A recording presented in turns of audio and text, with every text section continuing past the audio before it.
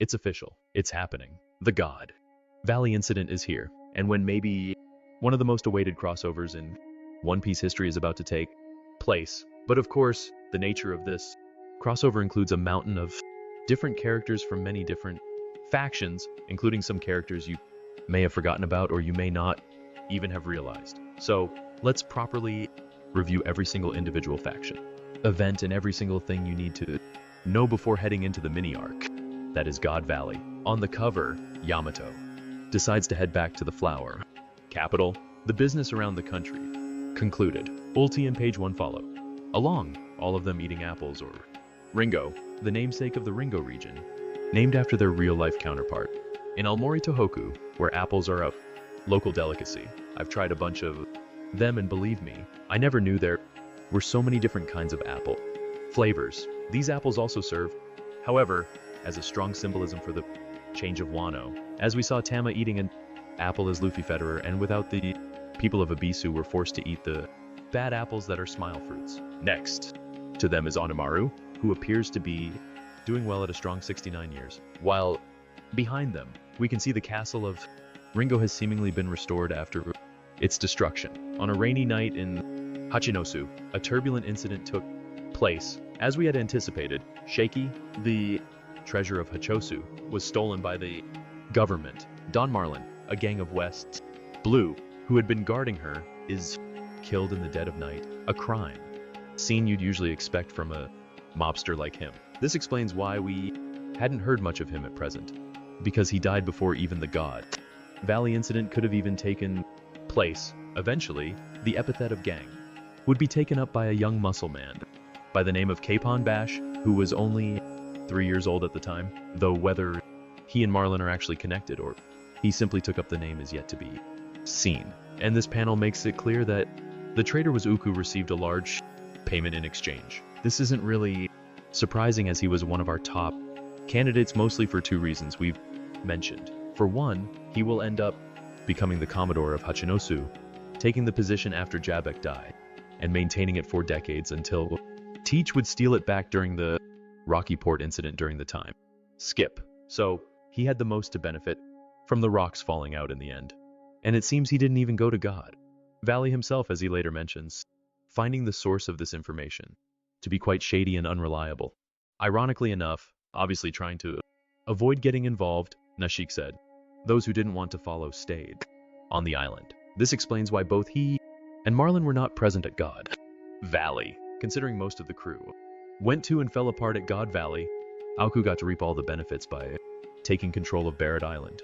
Beyond that, though, if he really is the father of Karibu, then frankly, we can assume that he's just as trustable of an individual. So it's not a shocker that he would betray Jabak. But at the same time, Karibu also is now wishing to work under Blackbeard at Hachosu. So I wonder if a similar betrayal might happen again, if he is different from his father. We also see Gloriosa crying, which makes sense because in her case, Shaki was her own younger sister. Pirates all around.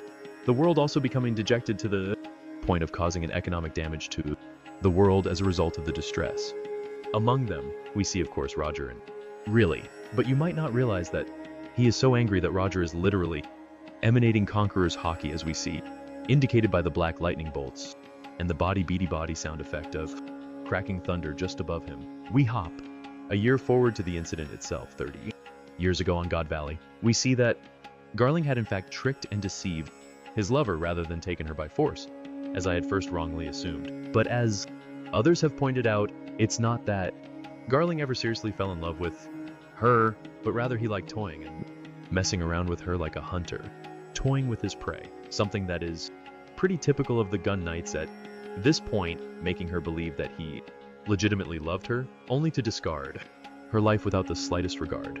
But you can tell how manipulative the relationship already was when the woman had to literally tell Garling, I'm begging you, live with me on this island, showing that she was already used to being one having to ask and beg for something as simple as living together rather than being a more natural discussion between them. Indeed, as we imagined, Garling disposed of the very woman he impregnated with his own hands, taking her children for himself, and assigned to get a higher class wife, who we can connect the dots to be Shaki, likely where she was kidnapped, with Garling than the woman who was arguably treated to be the most popular woman alive to be his wife. And of course, by wife in Celestial Dragon terms and means, his personal slave. The disgusting horror of the genocide tournament is just starting as the Marines barricade and surround the island just like we had seen in Kuma's flashback, creating a blockade that makes it impossible to escape from the island. Citizens panic, unaware of what is going to happen to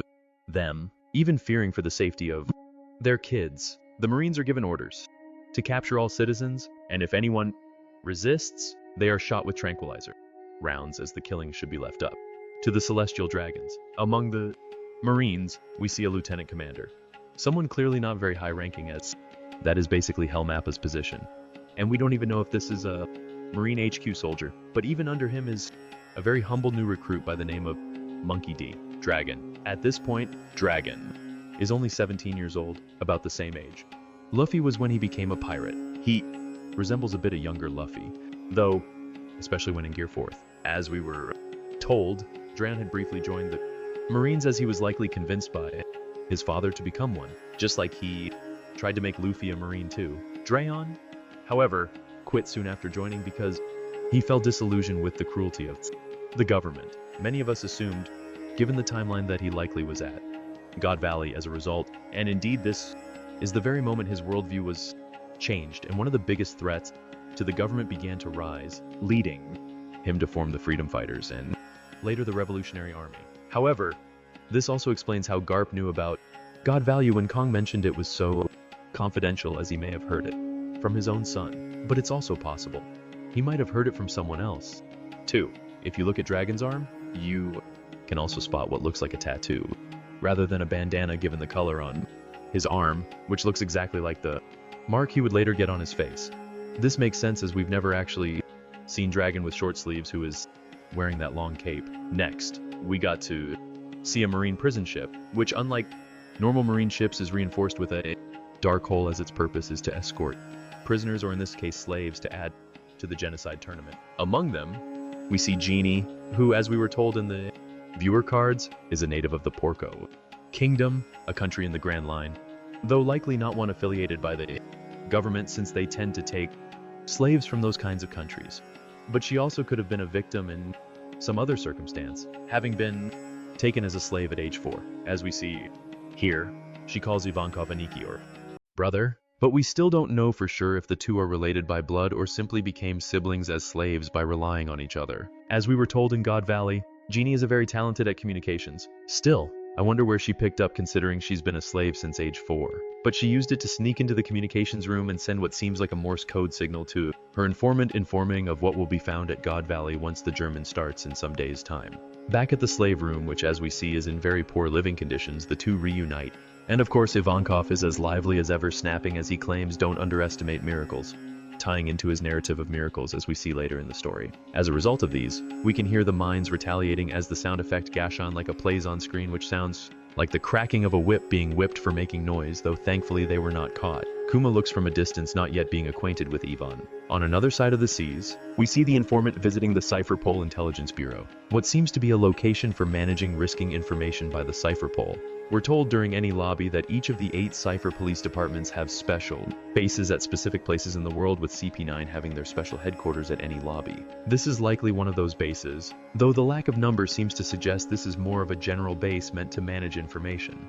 Its appearance is like that of a castle, not too different from any Slav in some regards, and with a world government symbol on it. Funnily, the 2 clocks show different hours, but I wonder if that's intentional. The informant in question in this case turns out to be Morgans, who demands a ransom from the Cypher Pool for keeping secret about the events of the genocide tournament he heard from Genie. As the intelligence officers mention, Morgans is just a kid in charge of a small regional newspaper, which lines up with what we knew from the Verards, where we were told that Morgans has funded the World Economic newspaper. But at the same time, we're also told that he's also only 53 years old, meaning that during the incident, he was only 15 years old, which felt weird, but we are told here that no, he was definitely quite the young entrepreneur. It's possible that the newspaper we saw previously before in the flashback were by different companies before Morgan's really became the lead player in the market, primarily as he introduced the new school system, allowing for faster delivery of news than before, where they likely may have been shaped through traditional means like sheep rather than by bird. This is assuming that a 10-year-old Morgan's wasn't handling the news. His domestication of birds may have been held by his Toratorinomi or Berber fruit, model albatross, a fruit he already had at this point as he evidently appears to be since he prefers keeping his true identity secret due to having too many enemies. Though I have to wonder if he could be someone we know or if we'll even ever see his real face. Morgan's accepts the bribe to keep it a secret, so he doesn't publish about it in the newspapers, but instead does send information about it to Hachosu alone. The reason is that he just wants to see newsworthy material happen because he's going to benefit from great articles if an incident of God Valley's proportions would take place. And indeed, we do see his article later during Kum's flashback. The people of Pirate Island are relieved to hear this news though, with even the school itself getting hearts in its eyes, with each of them reacting in different ways. Gloriosa is ecstatic to hear her sister is alive, while Stussy thinks about the movements of the Marines, as she's one of the few here that doesn't have as much interest in taking Shaki back. Meanwhile, Captain John, Ganu, and Shiki are freaking out, with Shiki even screaming out Shaki Chuan like Sanji would. As we saw from Strong World, he's definitely got a thing for strong women, that's for sure. More fittingly, Whitebeard focuses on the genocide tournament, which she thought to be nothing more than a hoax. Disgusted by the inhuman practice of human hunting, Leland instead thinks of the Dao fruits since she has not much interest in Shaki, wishing to give one of them to one of her children, but comments it said to Kaido, who she eventually gave the Uomi Seru to, seeing him like a little brother. Napoleon on her head also looks at the paper with interest. Strone is skeptic that this could be a trap, but Jabuk says that they are going anyway, and anyone who is scared, with a good excuse can stay behind. Though of course we know that Jabuk had different ideas. Nisber recontextualizes the scene at God Valley with the Rocks pirates. Most of them were indeed going after Shaki, with Whitebeard claiming that Jabuk is losing sight of the goal, but this is because Jabuk had a different goal all along. Big Mom instead was indeed talking about seizing the fruits. But either Kaido misunderstood her wanting Shaki when she has no reason to, or he did realize she wanted the fruits but wondered why she wanted them for her children. Katakuri already had his fruit by now, but we would have looked at an alternate timeline where someone like Oven got the dragon fruit. At the same time though, all the rest were definitely focused on Shaki, as were others like the Roger Pirates, who we see heard of the information as well. This was likely thanks to Spencer. The informant of the Roger Pirates would have been able to hear the details from some contact at Pirate Island, especially as Roger heard of rocks moving as well. Roger asks Gaben to get to God Valley, as he is, after all, the navigator and really Seagull. Mr. Momora and Donino cheer him on. As a result, like we were told, Garp is also told about it, and he too heads to God Valley in a scene that is taken directly from chapter 1096. We need a reminder that we are still in the Alba flashback though, and so Harold and Jabek cross paths at sea. We were told that they wouldn't meet again until the time of the incident, but it seems this is what the narrator meant rather than Geralda being on God Valley himself. However, before squaring off, Harold is willing to listen to out separate from his crew, which includes Shikikyo, and even what appears to be Gilbaster next to them, the protagonist of Otis One Shot, which he mentioned was a member of the Rock Spirits in the latest SPS. Jab drops a massive reveal, though his real name is not Rocks. Rather, it's Davy D. Back. This means that his son isn't just Rockstock, who likely took his mother's name as Marshall Dash, but in fact, his real name would be Davy D. Teach, and the original legendary pirate was in fact not Davy Jones, but Davy D. Jones, a member of the D-Clan, who was so dangerous to the government that they tried to erase his entire plotline, even beyond his association with being a D-Clan member. As a quick refresher, Davy Jones, inspired by the real-life fictional figure, was described by Robin as such. There's an island out there in the sea considered to be a paradise for pirates. They call it Pirate Island. On that island long ago, a game was born. It is said that to get their hands on the best seafarers, pirates would use this game to steal other pirates. Davy Jones was a pirate from long ago who had been cursed by the devil to live in the depths of the seafloor, where it is said he yet lives to this day. Or so the legend goes. All ships or treasures that sink to the seafloor would become his possessions as boatswain, as they would sink into his locker. Davy's name is associated with possessing all that sinks. So pirates called stealing others from your enemy as Davy Beck. We don't know much more than that the Davy Beckvi was named after this famous reputation of this famous parrot.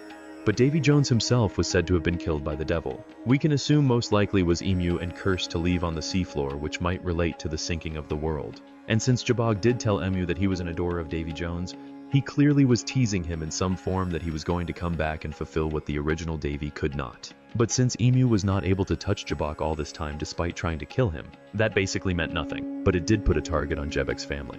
Either way, the figure of Davy Jones at this point, I'm very much starting to assume may have very well been the Jabek or Teach of Joy Boy's time. However, Jones's family would survive, hiding in the dark side of the world, thus explaining the special lineage that Saturn talked about regarding Teach, relating to Davy Jones.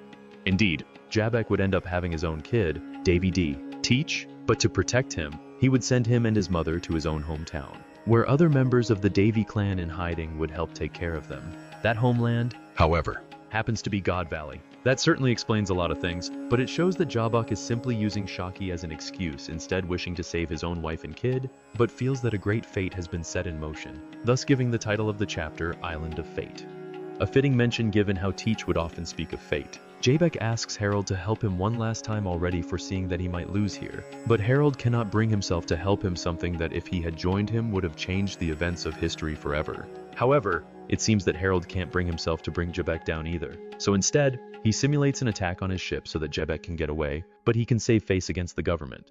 However, the government would still blame Harold, as we saw Summers and Emo blaming Harold for his mistake, as not only did it result in the God Valley incident reaching such levels of destruction, but also in Albnut joining the government as their conditions were not fulfilled. And so the day of the God Valley incident finally starts for good, as we see the horrors of the genocide tournament being put on full display. The prizes include several coffers, including the one where Shanks would be hidden inside of, but also a set of unique sleighs serving as either hunts or prizes. Inside of the chest, there should be Del fruits, at least the Nikuwomi that would be eaten by Kuma and the Womi Motalu that would be eaten by Kaido. Though I wonder if the other chests also had other valuables that aren't fruits given. How there's like 9 of them here, unlike though the 6 that we saw during Kuma's flashback. But I wonder if there's a reason for it or if this is a mistake. But the crown jewel has to be Shaki herself. The treasure of Hacho Scar mentioned being stolen all the way back in 1096 being offered to the winner of the tournament. We already know that the champion of God Valley would end up being Garling, as we were told so during his introduction. Originally mistranslated as King of God Valley, but this term was rather champion. And indeed, we see that Garling had her ordered up so he could attain her as his wife during the tournament, even showing off to try and win her. Though Summers also appears here wanting her as a slave. Interestingly, Summers looks a lot younger here, just like Garling, showing that he did age in spite of his immortality, suggesting that the immortality was only granted to him later, despite both he and Garling being god knights. Alongside them, though, we also see Gunko and the blue-haired member of the Manmeyer family that we saw in Kuma's flashback, which makes sense as Gunga's full name is Saint Manor Gonko. Though, I do hope we get this girl's name as well. Unlike her other fellows, she doesn't seem to have aged a day, aside from her long hair, also sporting a more knightly outfit. Hopefully, this time she wears pants, too. Interestingly, Goka's outfit and hair length here matches that which we see in her flashback of crying out father when she regains her memories. It seems that families do compete against each other as a form of prestige beyond an individual champion in what can be translated as the clan battle, which explains the claim mentioned by the Manor family member. We see a couple more glimpses of a couple other locations. First, we see Dagon stumbling upon a woman bleeding out. It's hard to say who this is given how small the panel is, but she does say, "Help my children escape from the island. I don't want that person to have them." Context here would infer that this might be Shanks and Shamrock's mother, which would make sense if perhaps Dragon played a hand in helping Shanks escape by locking him in a chest, although Shamrock would eventually end in a Garling's hands. This mother's wish, however, changing the landscape of the future of the world, as Shanks would end up being adopted by Roger instead. Though I have to wonder if we have other members of the Davy clan, if Buggy could somehow be involved as well. On the other, we see a young Teach only 2 years old being comforted by his mother. We don't see as well, but I wonder how much resemblance she will bear to Oda's previous sketches of Blackbeard's mother. And I wonder if the idea of T having a younger sister will be scrapped entirely, is a forgotten idea in Otis notes as we saw it, or if she will make an appearance here too. The fact that Jebek only mentioned a kid similarly in the singular would suggest that she's been scrapped. But maybe we can still see her among the Davy family members, as indeed we do have confirmation in case we couldn't have already assumed that the Davy family was the secret thing Garling found at God Valley, which is why the boss Emu would be satisfied by this find, as Emu had been trying to raise this lineage for so long. Beyond the buccaneer that is Kuma being one of the SR rabbits, SR meaning super rare and rabbit being the name given to all the slaves running away. The other are the members of the Davy bloodline, a bloodline that has survived for the past 800 years, confirming that Davy Jones was in fact a major player in the Void Century. So, as we head into the God Valley incident, let's recap all the relevant information by starting with the full cast of the event. First, there's the native inhabitants of the island, which include the citizens of God Valley, including the king who is swiftly killed by Garling. And among them, there are some members of the David D clan, though from what we are told in Kuma's flashback, these seem to only amount to 12 people. Among them, there's Jabsi's wife and his son T, who is only 2 years old, though again, Jabek's wife probably isn't a Davy herself. Among the citizens, there's Shanks's mom, alongside, of course, her babies, Shanks and Shamrock, who was stabbed by Garling, but seemingly survived long enough to tell Dragon to save her children, although I'd imagine she died shortly after. There's also a possibility she too could be a member of the Davy D clan, but it's also possible she was just an ordinary citizen of the island. Among the imported slaves, we of course have the SR Rabbit, Bartholomew, who would on this island join forces with Emporia Vancouy, who is responsible for letting the information leak through Morgans. Among native citizens and slaves, a total of about 100,000 rabbits are found on the island. Among them there are 150 R rabbits or rare rabbits and 13 SR rabbits or super rare rabbits, which means that putting the one Kuma aside there must be 12 members of the DVD clan on the island. Shakuyaku has also been brought as a slave, though it seems that she's not a rabbit but rather left as a prize for the winner of the tournament. The occupying party involves 200 celestial dragons as well as their marine escorts protecting the island. Though aside from a young cadet dragon, we don't really know of any other specific named marines here so far. Among the celestial dragons, we know that at least Saturn was on the island. And among the god knights, we see Garling, now Summer Zenko, as well as the unnamed blue-haired manor, though it is unclear if she specifically is a god knight or just a celestial dragon. And the 2 other knights seen alongside Garling, including the blonde with long hair and the one with a skull mask. Other unnamed include the one with a mask or the other one with purple hair. With the invading party of the Rocks Pirates, we have Rox the Jabak, Edward Nuat, Shiki, Stussy, Ganui, Linland accompanied by Strone, Napoleon, Zeus, and Prometheus, Kaido, Captain John, Silveraxe, Ko, Gloriosa, Barbell, and Jill Baster. From what we see, it seems Uku sent this one out to reap the benefits. Jabek intends to rescue his wife and kid. Big Mom and partially Kaido are interested in the Del Fruits, while the rest are mostly focused on saving Shaki. Beyond the Rocks Pirates, many other pirate crews from Hachosu and other islands are also said to have come to save Shaki and being involved in the incident. Joining those crews, however, is also the Roger Pirates, which includes Roger, Gaben, and of course, the whole rest of the name crew as we know it, going to rescue Shaki. Though at this point, Roger, who seems to have given up on her, is most likely doing it both due to the long friendship he's built with her and for the sake of Riley as well. But most of the crew seems unaware of that, because Roger went to the island, though Garp followed suit and arrived shortly after with Bogart in tow as well.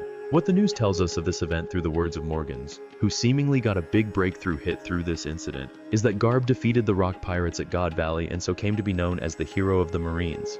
But as Sangoku told us, the truth is that Gar joined hands with Roger to take down the Rock Pirates, with Jabba himself supposedly dying and the crew mostly scattering apart.